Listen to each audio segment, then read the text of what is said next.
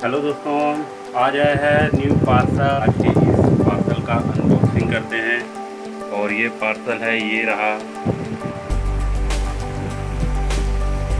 तो चलो अनबॉक्स करते हैं।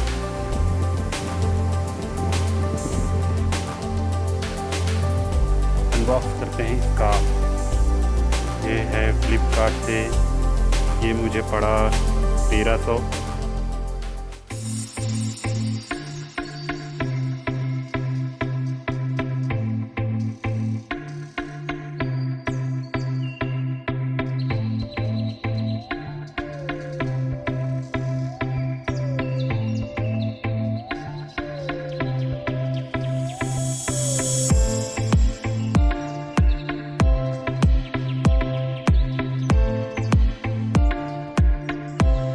बाकी कुछ नहीं है सिवाय इस रबड़ के।